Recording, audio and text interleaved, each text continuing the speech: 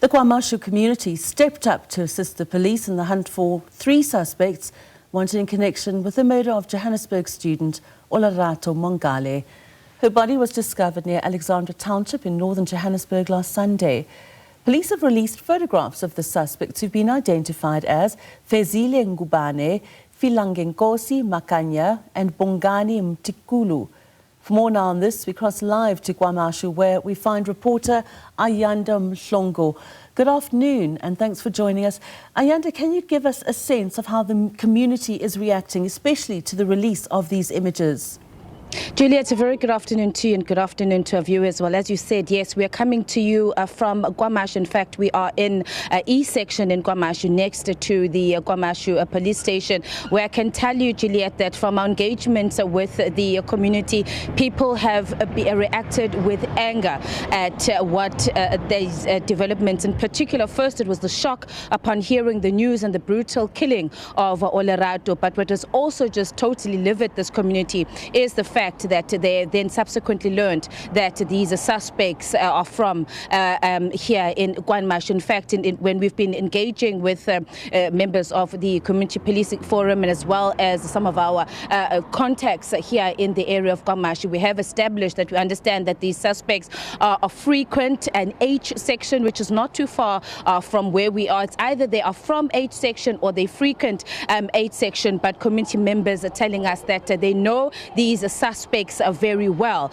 And as a result, the community here, we understand, stepped up from last night. We are told that in the WhatsApp groups and the communications, people were already spreading photographs of these suspects, calling on the CPF as well. The CPF has also been working throughout the night together with the police to ensuring that they play their part. And one has come out from the community to us, have been saying that they were going to do everything in their power to ensure that they assist the police to track and eventually arrest these suspects. Of course, we know that the area of KwaMashu is one that is notorious for crime, and community members saying they're angered because there's a lot of work that the community here has been doing to try and reduce the crime high rate. There's been improved relations between the community and the police. There's been some major successes as well in some of the serious crimes that have been taking place. And you'd also note that KwaMashu neighbors Inanda, and we know that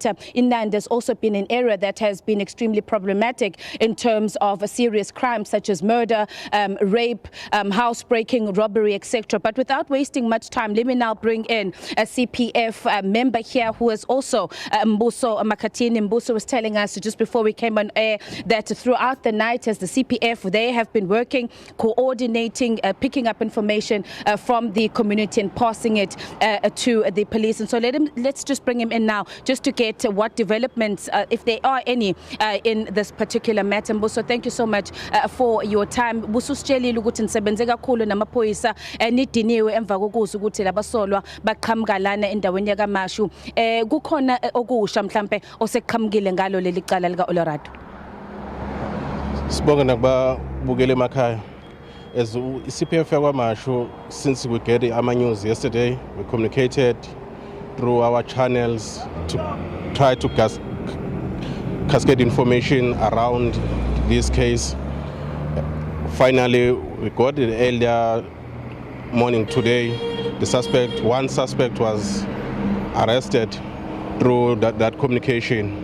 And thank you for law enforcement agency for working swift to arrest one suspect. But again, as a community of KwaMashu, we are trying by all means to make our township or our area to be a crime-free zone. But day by day, we are going there. But to the family, sorry for that. You were also telling us that this, what happened throughout last night, the coordination with the community is just evidence of just how frustrated and tired people are of crime, that people are now saying they are going to be part of assisting yourselves, of course, as the CPF, who are then liaisons between the community and the police. Yes, it's our duty to liaise. It's look like we are going there because the community now, they are positive. Each and everything, they are checking with us, they are checking with the police, and as well as this new technology, they are using positively this time around. So I can safely say it is good now to work with the police or law enforcement agency as well as the community, because now it's easier to move the information and it's easier to get the information to them. Mbuso, thank you so much for your time. I know that there is a meeting that Mbuso has to rush to that is taking place here at the KwaMashu police station. Of course, it is, we understand, linked to this ongoing case. Mbuso, they're saying that there has been an arrest, but of course it's unconfirmed. We will have to confirm that with the police. We have been seeing a number of police officers and vehicles in and around here. We understand that there has been some sort of increased visibility here in the area of KwaMashu. There was also a roadblock conducted by the Metro Police, and Mbuso was telling us this is all part of the police's efforts to ensure that they trace and track down these suspects and arrest them before any harm is done to anyone else. So we will remain here, of course, in the area of KwaMashu, as this is a developing story. But as I said, Juliet, anger from the community of KwaMashu, who have come out and said they're going to do all they can to work with the police and to ensure that these suspects are apprehended. Juliet? Thanks very much. Our SABC reporter Ayanda Mhlongo in KwaMashu.